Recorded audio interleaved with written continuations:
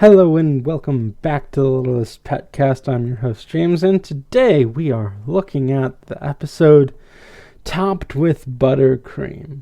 So a disclaimer at the beginning of this episode of the Littlest PetCast. I do not like a certain book that this episode parodies later on. You might see it in the title if I name it based on that. You might not. You probably will, but just in case I don't, mum's the word for right now. So the thing is, this book is like a classic, but I just find it boring. But I am gonna have to talk about it because it is like the most apt comparison. Because like this is one of those books that are like, it came out at the right time for like everything else to be influenced by it. And to be fair, I like a lot of what it influenced, but just not the original story. So we begin with going into the pet shop and seeing Blythe putting the finishing touches on a stand-in she's made of Zoe in a new outfit for her. Although Zoe knocks it down, saying it's almost perfect, considering herself perfect. And then Youngmee comes in really super excited, and she keeps telling Blythe, guess what, or whatever. And because she's so excited and talkative, Blythe retorts, "You accidentally drank a gallon of coffee?" Youngmee says no, and then she says that they'll be neighbors, but not like living together neighbors, but working neighbors. So Blythe is confused, and then Youngmee drags her out of the pet shop and around the block, I think that's how that works. Anyway, I'm still confused about this block thing, because like when I see the thing in my mind's eye, I'd have to am I looking this up now? Crap, hold on. Okay then. So, in my research was a little inconclusive because Googling the Littlest Pet Shop just gets you the toys and not the show. But seriously, like in my mind's eye, like the Littlest Pet Shop is in the middle of the street, but this episode implies it's on a corner somewhere, and maybe it is on a corner and something, I don't know. This gets a lot weirder when I think about it. We're not even like 4 or 5 minutes into the episode, and I'm already like finding something inherently wrong. So, that's a good sign. So she drags her out and around the corner to a new store called Sweet Delights. Youngmee says that this is the new shop her Aunt Christie is opening, and that she's gonna work there now. Nepotism. So Blythe and Youngmee can hang out more because they're, gonna be close by in terms of working space. So, again, nepotism. So then we see Aunt Christie come out, and it turns out it's that woman who wanted to buy the Littlest Pet Shop in the first episode when it was going out of business. But Blythe saved it. So I guess everything worked out in the end. It's like that Weezer album from 2014. Anyway, she's on her headset phone complaining to a man named Dexter that she needs vanilla extract before opening or she's sunk. And then she gets an instant message saying that they're out of turbo mixers. So when she's done with her stuff for the time being, Youngmee introduces Aunt Christie to Blythe, and she digs through her bag to find something for the girls. But has to go through like a bunch of like cooking supplies. Like she has like a whole bag of sugar, like a bunch of bowls, and like a mixer, a rolling pin, I think. And yeah, so now you may be thinking, am I going to accuse her of being a mutant with super strength? No. No, I'm not. I'm going to accuse her of being a mutant who has, like, temporal, like, space powers so that she can put, like, all of that in her purse in, like, a little pocket dimension. And so she can just go through it whenever she wants and keep all the things she needs at a moment's notice in there. Although she's not organized. So yeah, that's what I'm accusing her of. So she finds what she wants to give them, which is icing pops, like popsicle-like things made from real cake icing. Welcome to America. So, that's a lot more true than you think. So, Christie gets back on the phone with Dexter and says that extract has to be from Madagascar. She will not accept any substitutes. And after Blythe and Youngmee dig into the icing pops, she says she's going to like Christie's presence in the neighborhood. So after she gets off the phone with Dexter, Christie says that running a business means needing to be on top of everything.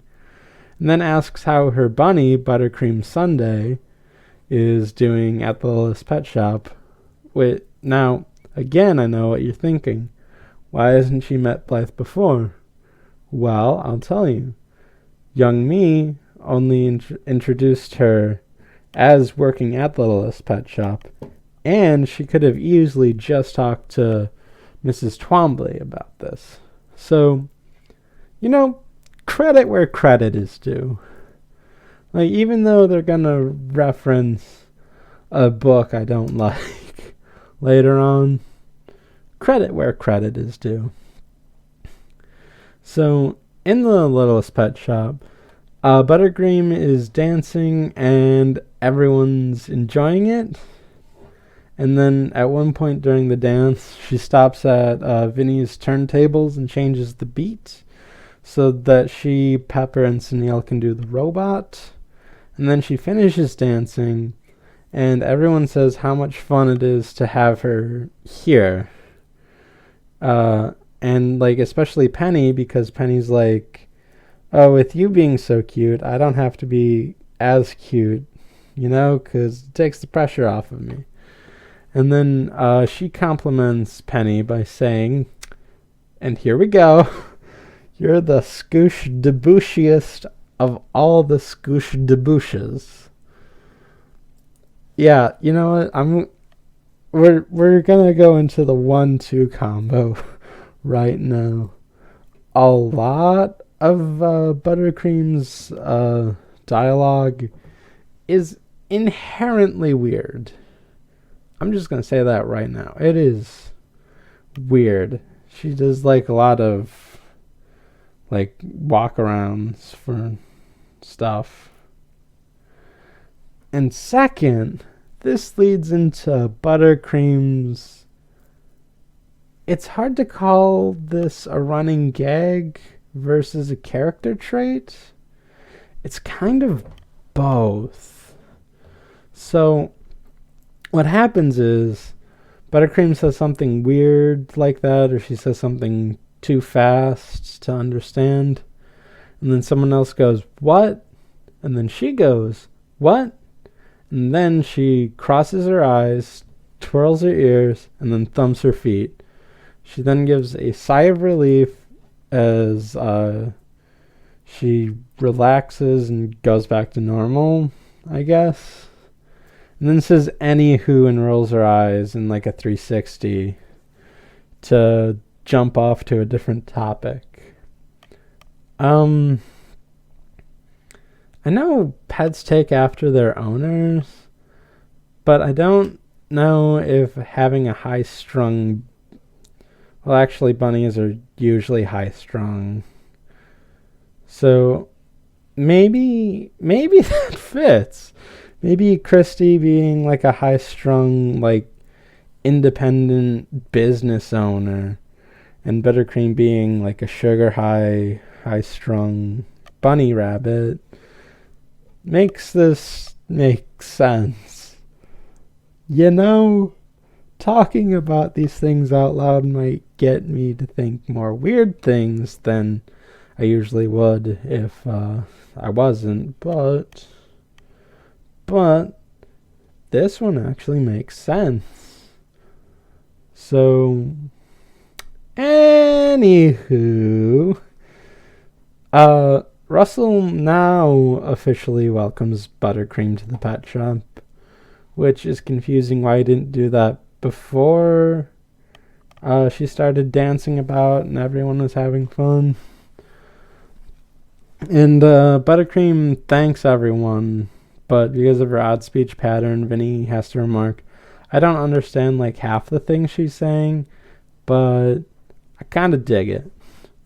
So the rest of the pets go on to say how awesome it is to have her here and how awesome it would be to go next door to have some sweets. And then Minka points out the hole in the wall between Littlest Pet Shop and Sweet Delights so that they can travel between the two. And yeah, here again, I'm just really, really confused about the building structure of this building. Because it's an apartment that is in the middle of the street on top of a pet shop, but it's also on a corner and not the middle of the street. And on the other side of that corner is now a sweet shop that has a hole in it that's like the only thing between it is like drywall. There's not even like, it's not even a hole leading to the outside. It's a hole leading directly to Sweet Delights. The building structure this takes place in is just confusing. So, and the rest of the pets are getting really excited about the candy, and then a song happens instantly. It is a 50s style doo-woppy song about the sweet shop. So, two things about this song I want to talk about. One, I do want to say, again, this is good music theory applied. Like, the ska song has good music theory. The Bollywood song has good music theory. The, like, Greaser song they had. Like all of the songs are good music theory-wise and good musically. It's just, I don't know, it's just weird that they're all compiled into something like this. I don't know, like overall, like, the music is good, it just lacks really appropriate theming. These things just happen at random. But that said, I still like the song. It's a really good song. So, the other thing is, because this is a 50s style song, like, all of the female pets are dressed in, like, 50s female fashion. And the guys are dressed as soda jerkers. So, here's the thing. This is, like, one of, like, I think this is, like, pretty much the most feminine Buttercream gets, and probably some of the most feminine the other female pets get. But, like, this is something that just confuses me about the show now that I'm thinking about it. So, they talk about gender differences more than a few times, but it's never applied too much except in like certain circumstances like this one. Like, you can kind of tell Buttercream is supposed to be a female, but to me it's hard because she's voiced by Kathy Westluck. I don't know, Wikipedia does not have a pronunciation guide on that. Who voices Spike in MLP. And so, like, because those shows are kind of similar, that throws me off a little bit sometimes. And, like, I don't know. Surprisingly, Kathy Westluck also plays Nier in Death Note, which I find interesting. I mean, she has a bunch of other anime roles as well.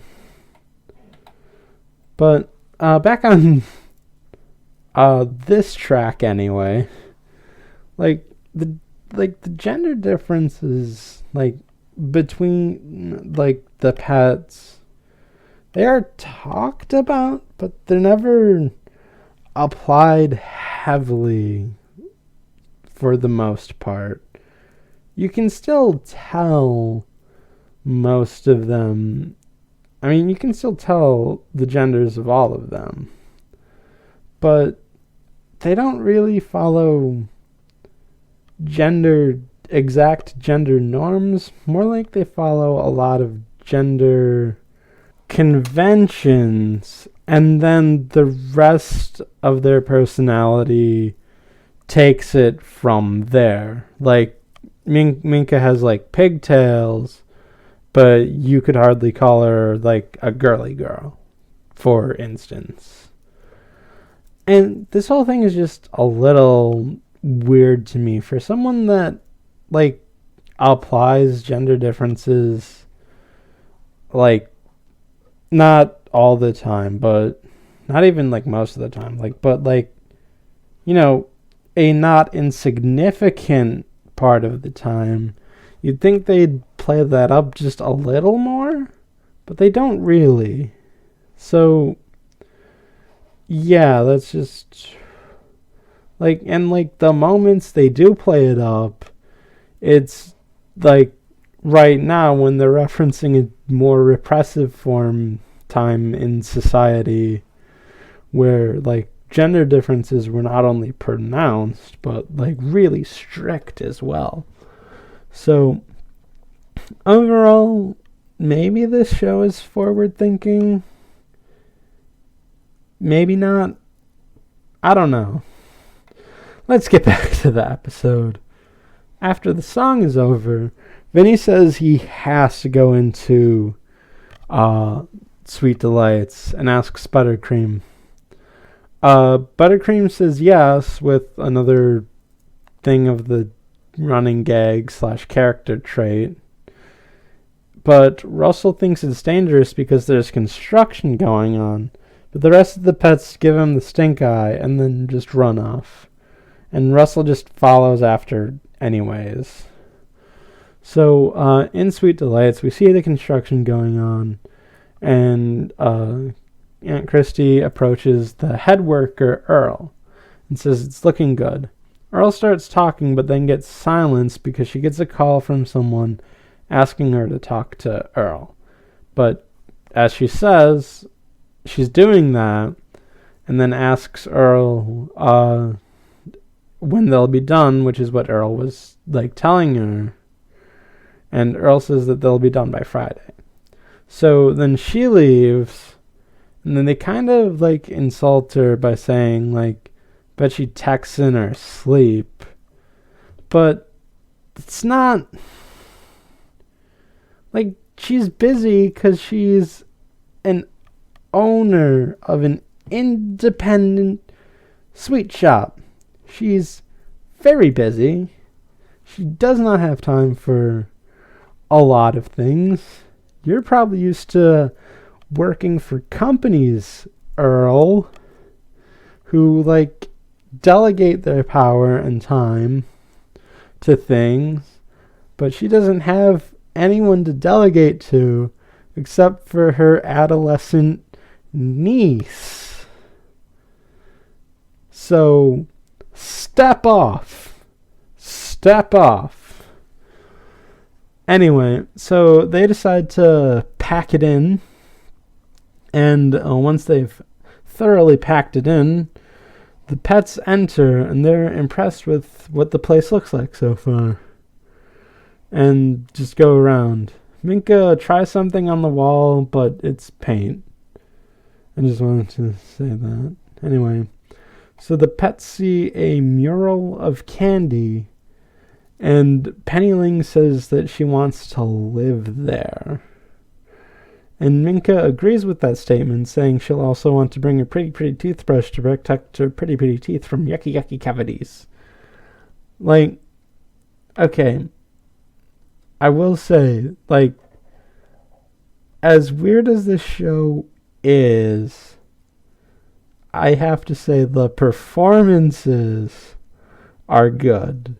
It's just that the script and animation is weird, and I don't know which influences which.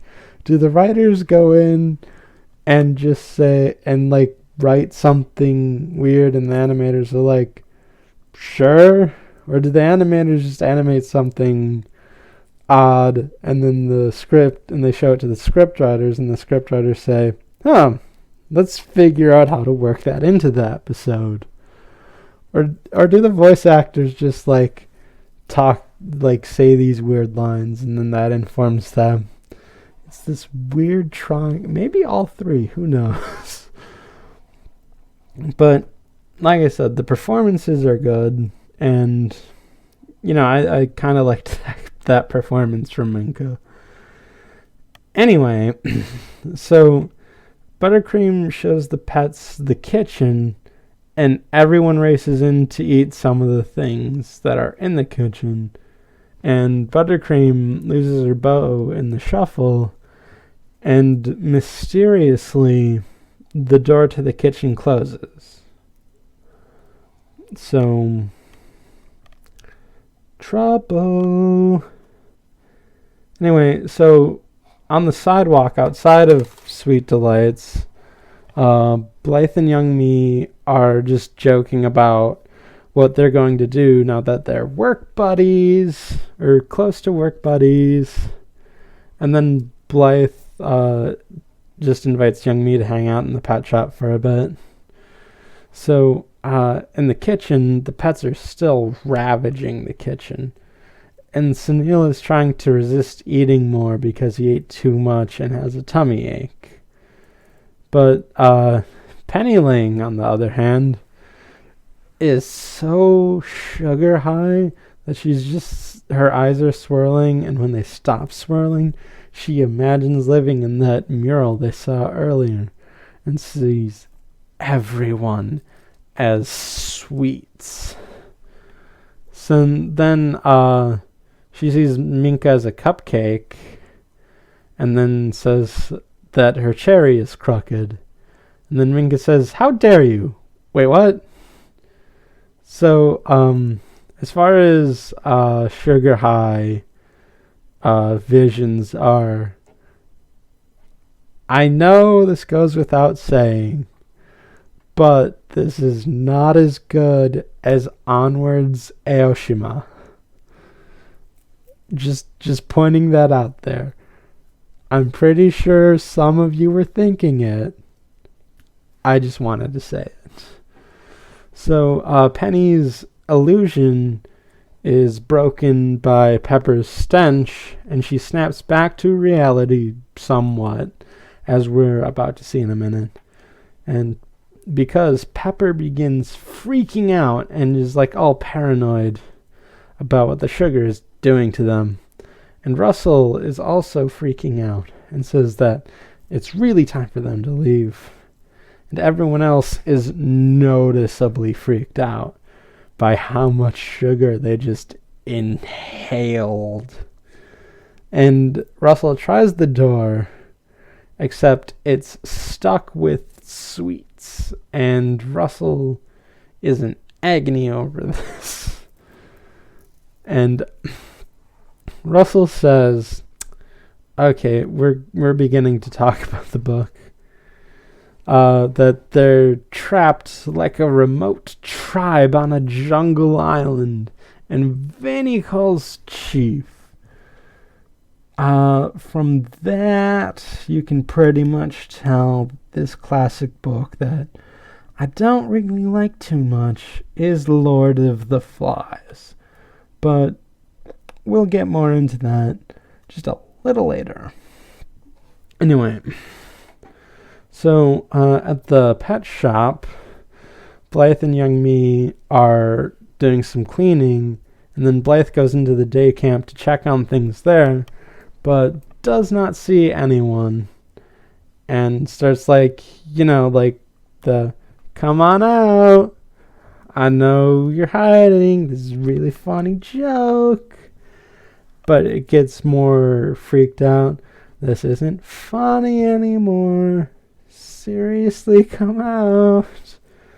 And then she freaks out more and then believes that the pets have been pet napped, and then calls Youngmee in and tells her what's up. Youngmee assures you that they haven't been stolen because no one's been back there. We would have noticed someone, and it's just not possible. So Jasper and Sue come in and say they want to go somewhere to eat, but Blythe gets them to help instead. So Sue assures Blythe that they'll be fine, but snaps like Blythe does after looking and not finding anything for a bit. And then Mrs. Twombly comes in, and Blythe says to keep looking while she runs interference, which 2 times in a row, man. This happened last episode, where someone had to run interference with Mrs. Twombly. Mrs. Twombly has to be a really easily distracted person for this to keep working on her, especially this close. Well, I mean, I guess it makes sense, but I don't know, I'd be a little suspicious. Mrs. Twombly wants to take the pets for a walk, but Blythe is doing her best to keep her out of the pet area. And then she spots some pet kibble and asks questions about it.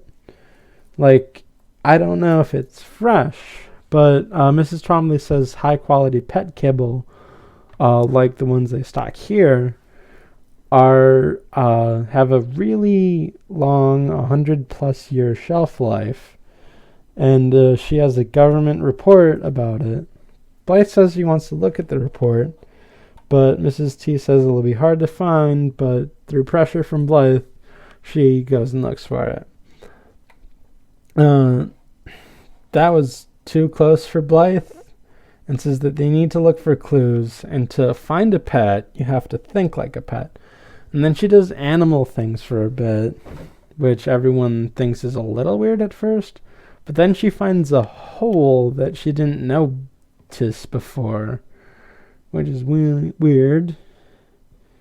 And she sees Buttercream's bow, which, yeah, I was going to say something about this earlier, but when the bow falls off while they're in the kitchen, it falls off in front of the hole. It's not the weirdest thing, because the hole is next to the kitchen, but it's like a few, like maybe 1 or 2 feet away. I don't know how big are no, this kitchen was probably at least 3 feet wide. I don't know. It's like it's a sizable chunk away, so it would be really hard to see. Why am I going back on like how this building works? You know what? No, that's how this building works. Aunt Christie is using her like temporal space powers on it somehow, so that it can be in the middle but on the corner and connected to something, or maybe it's just connected to something on like whatever. This is just so weird. Anyway, so Blythe tries to go through the hole, but her head is too large, and says, "Curse my freakishly large head." So, I mean, at least they know that their show is somewhat weird. But, whatever. So, Blythe asks if Youngmee can let them in through Sweet Delights to the front door, but she doesn't have the key. But she knows that Aunt Christie is at her Pilates class, so Blythe says take your scooter to go and catch her. So, in the kitchen, the pets have gone full Lord of the Flies, but without the actual Lord of the Flies. There's no peg head equivalent. Like, I mean, there's the candy, but it's like fire housing. There's no thing on a pyre that's, controlling them. And that's evident because they're arguing over who should be the chief. Russell says he should be the chief because he's the smartest, even though he should have stayed behind if he thought there would be construction, but didn't. And also didn't make sure that the thing is open, but maybe just hindsight is 20/20 on that one. But still, if you thought there was construction, I don't know, maybe you went because they wanted people to be safe, or to just say, oh, I'll go get Blythe and then run with his supersonic speed, or just go into a ball and get Blythe or something. But whatever. Vinny's just running around yelling sugar, and Minka says that Vinny called it earlier, but Russell says he's in no condition to lead. And Sunil is on Russell's side on this. But Zoe and Pepper say they should be the ones to lead because they have strength. And then those two groups get into a shouting match against each other.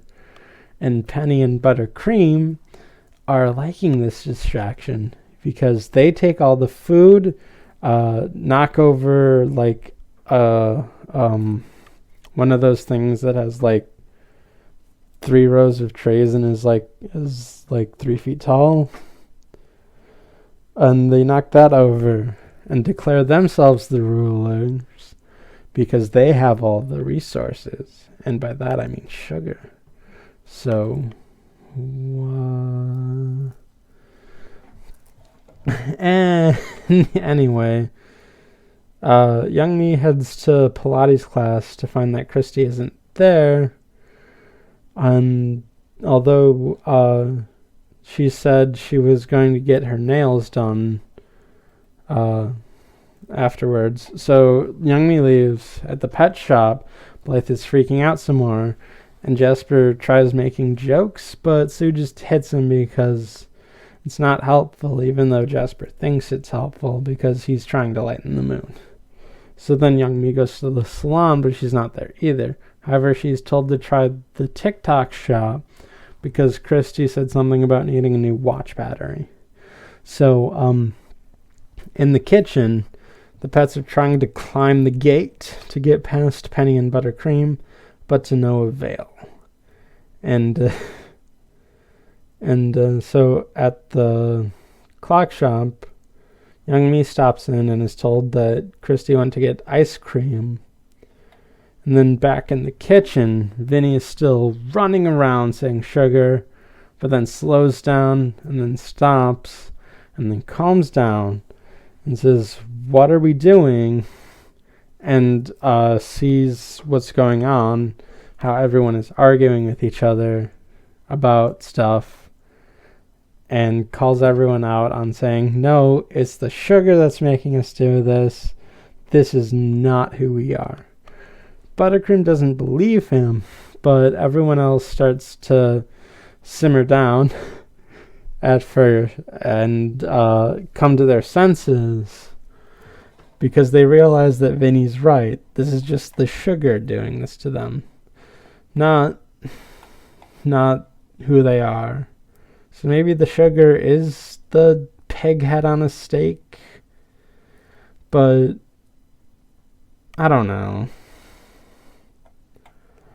Like, there's no visual representation of one thing that puts all of their emotions into it.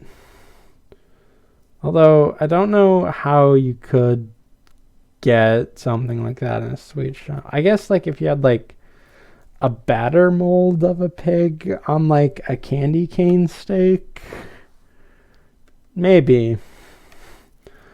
So,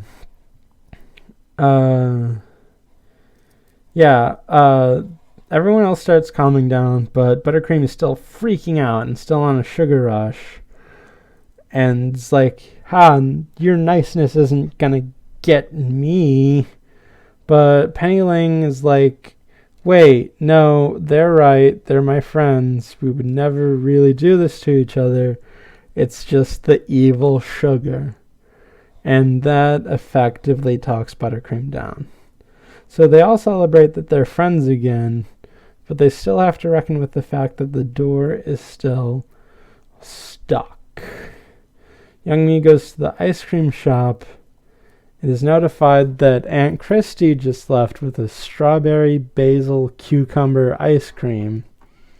And you know what? I need to get to this point, even though I didn't write it down, but this is the same ice cream place that we saw in Blythe's Crush, with, like, the goth teen girl working there wearing a soda jerker uniform like the ones the guys wore in the song earlier this episode. Like, this is an example of like gender conventions and then everything else follows. Because, I mean, okay, I don't want to say she looks good. I mean, she looks good, but I don't want to say she looks good, if you know what I mean. Because she's probably a teenager, and I'm not into that, you know? Well, yeah, she looks good in that soda jerker uniform. Like, it goes well with her aesthetic. Even though you would think it wouldn't, it kind of does. So, yeah, this is just another example of, like, gender conventions versus gender norms, I guess. Okay, whatever. Yeah, she's told that she just left, and then she sees Aunt Christie just outside of the shop and asks to get the key.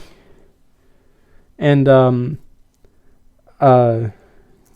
Christie says sure, and has Youngmee hold on to her ice cream while she looks through her like weird TARDIS purse again, and she pulls, and then like the key wasn't even in her purse to begin with, So she gives her the key, takes back the purse and the ice cream cone as Youngmee has eaten all the ice cream. Anyway, so she goes back to the pet shop, passes by Mrs. Twombly with some papers, and informs everyone that they have the key. So they rush back outside the pet shop, go around and go into Sweet Delights and get everyone out. So they notice that everyone is covered in sweets and decide to wash it off, but they also notice how damaged the pantry is and decide to clean that after they clean the pets. So then later at the pet shop, the pets are relaxing and regaling the story of what they were like in the pantry, with some exaggeration, because they're pets, whatever. Blythe points out the good thing that came out of all of this was the new friend they made in Buttercream, and everyone agrees with that. She then says that Christie has something for everyone and pulls out some icing pops, and the pets freak out because they don't want to experience Lord of the Flies again, which is a feeling I can understand completely. Okay, so that about does it for this episode. Overall, this is just a pretty good, normal-ish episode. It wasn't like last time where I went on a rant about every little thing. Although I did go on a few rants this time. These were just mostly normal rants, I'd say. I don't know. Judge the normality of the rants as you will. So, it's a fun episode. I really like it. It's not one of the best episodes, but it informs some of the future best episodes. I mean, I think it does anyway. So, that'll be it for this episode of the Littlest PetCast. Please rate and review on Shout Engine, on Apple Podcasts, on Google Play, and wherever RSS feeds go when they are busy avoiding Lord of the Flies at all costs, because it's not very good. And be sure to tune into the next episode, Sweet Truck Ride. Thanks for listening.